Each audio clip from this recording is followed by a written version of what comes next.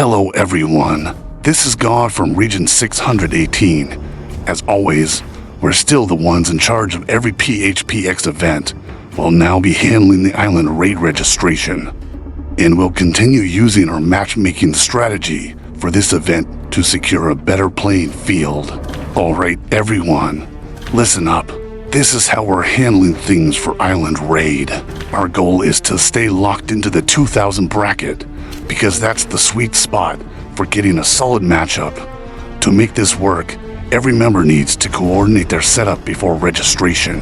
That means adjusting power levels, equipment loadouts, and vehicle tiers so the alliance stays within the right range. Make sure the whole team lowers their stats together and consistently, and keep an eye on it, because the bracket list updates every second. If your alliance power drops too far and you slide below the rank cutoff, you'll risk getting pushed into the 2,200 plus bracket, which can get you disqualified. So remember, 2,000 on the list is the sweet spot. Stay sharp, watch your alliance might, and register at the right moment. And now, we're explaining this routine to all the new recruits, because a lot of old players still don't understand how the new matchmaking system works. Some of them just say, "Add me to Island Raid," without preparing or adjusting anything. And that's exactly why some alliances end up getting matched against whales. When that happens, the worst case scenario hits. They get crushed, they can't score enough points, and they miss out on the good rewards from Island Raid. That's why we're teaching everyone the proper preparation. If the whole alliance isn't coordinated before registration, the matchmaking won't go in your favor. We want everyone to understand this system so we can avoid unfair matchups and get the best results for the team. Island Raid registration is almost ending, and this is the most crucial moment for the event handlers. This is where we carefully adjust alliance power, lowering it or raising it just enough to lock our alliance into the 2000 bracket or even the 2100 bracket, depending on what we're aiming for. I've been doing this for years, and not once have I failed or gotten our alliance disqualified. That's why the entire team trusts me with this.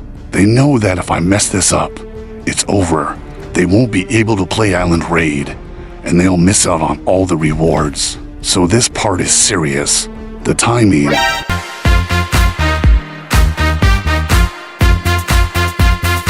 the adjustments, the coordination, everything has to be perfect.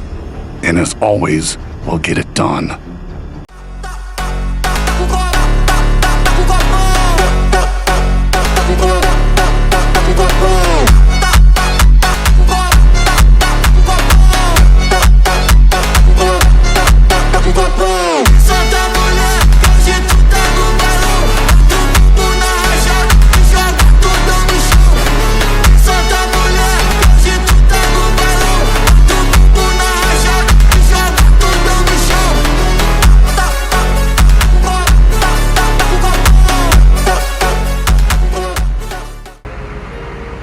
We woke up late and saw a notice saying ally.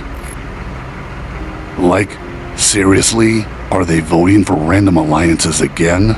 They should already know the routine by now. In every major event, the two dominant alliances are supposed to ally together. That's how you secure victory and protect both sides. That's how we've always done it. But this time, they're actually making a vote. Alright then, let's see how this turns out. Some people still don't understand the system and keep making choices that don't match our event strategy. We need everyone on the same page, especially during Island Raid, because one wrong vote can mess up the whole plan. And now let's check which alliances actually have potential to be our ally. This is my own survey, not the vote they're running. If you want a solid ally, you need to look at every alliance and understand what kind of players they have. Some alliances are mostly farmers. You can usually tell because their kill points are low. Other alliances are fighters. They have higher kill points and death points on their profile stats, which shows they're active in battles. Knowing the difference helps us choose the right partner. If we want a strong ally for events like Island Raid, We need to evaluate them based on their activity, strength, and how they play, not just random votes. But if you really want to break the imbalance of the map, you can reject a strong ally and fight them instead. That would definitely shake things up and make the map more balanced for everyone. If you go that route, it's no longer about securing the win. It becomes all about fun, challenge, and fighting strong enemies on the map. And honestly, a lot of our PHPX noob members love that kind of action. But if that happens, we have to accept the outcome. Our island raid win streak would probably come to an end on this map. Choosing fun battles over guaranteed victory always comes with a price. Looks like FKOR Alliance is asking for a clash. By the way, my top picks for an ally were either FKOR I walk the path of justice. or Puma Alliance, Just go here, please. but both got rejected. Well, our players chose a fun island raid, not a boring, easy win raid. That's their choice. So what are we waiting for? Let's dive straight into action, earn points, and grab all those island raid store rewards. Remember, winning is all about alliance merit, but earning points is about making progress fast and strengthening your account. Let's go full force.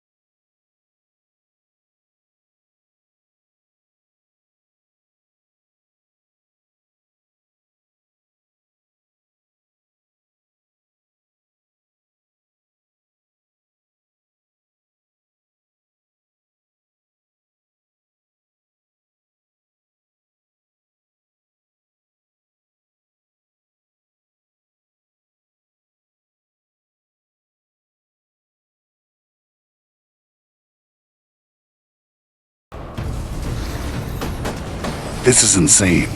Every rally we've launched in their tower, FKOR just swarmed it and crushed it. Our rallies are strong, but going up against groups of spinners with 200 millions power and up, that's insane. They have a massive advantage in this tower war. We only have 2 whales in our alliance, while FKOR has an entire roster of whales who've poured heavily into the game. This is going to be tough, intense, and epic, so get ready, everyone. This tower war will push us to our absolute limits.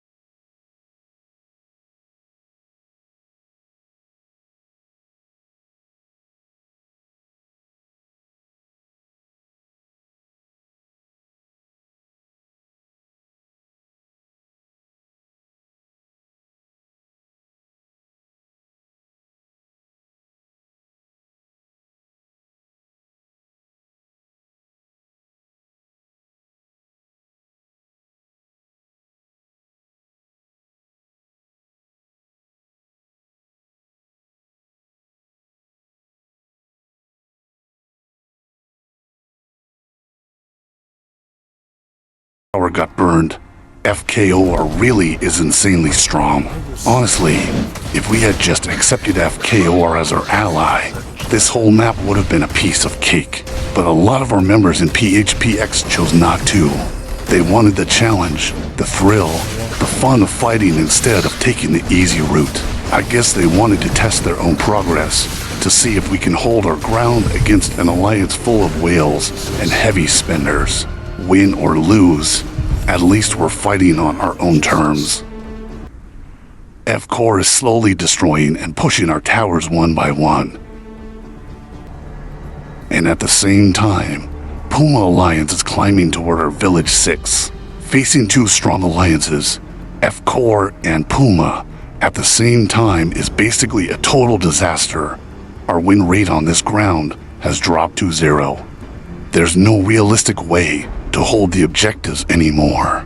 At this point, the smartest move is to maximize our island raid points and secure every reward from the island raid store while we still can. If we can't win the ground, we'll at least walk away with full rewards and stronger progression for the next fight. Island Raid, final day. F-Core and Puma have us completely blocked on both sides. We're fighting them left and right, and we're giving them a damn good fight despite being outnumbered and outpowered. We're the only alliance on this ground that actually has the guts to stand against those two powerhouse alliances. Whether it's tower fights or field fights, we showed up every single time. At this point, we've drained all our resources fighting them. Everything we had, we used. But even with nothing left, we still didn't back down, win or lose. PHPX fought harder than any alliance here. Despite everything that happened on this ground, we still finished rank 3 on the local ranking list. Not bad at all. We also placed top 4 on our alliance rankings. And PHPX ended up being the #1 alliance in total kills on this entire ground. Even though we lost the ground, we proved one thing. We are fighters. We got the most kills. We held our ground against whales. And we even secured rank number 6 in individual kill rankings. That alone shows how hard we pushed and how well we competed against top spending alliances. And yes, we completely sold out the Island Raid store. Our goal was to hit 500 million points just to see how many capsules we could grab, and we pushed it all the way to the limit. I'm cutting the vlog here because I need to focus on my farm account and get ready for the Archipelago raid. We burned through almost 2.5 billion wood and food on this ground, leaving us with 0 resources for the next battle. So now it's farming time. We need to rebuild, restock, and prepare so we can fight again, compete again, and collect tons of rewards that help us grow without spending big money. I'm living proof that you don't need to spend a fortune to keep up with whales. Play smart, stay active, and show up for every event. Consistency beats money every time. And by the way, if you enjoyed the content, please leave a like and share the video. If you're new to the channel, don't forget to hit that subscribe button and ring the notification bell so you won't miss my upcoming Archipelago raid vlog. See you on the next video. Peace out.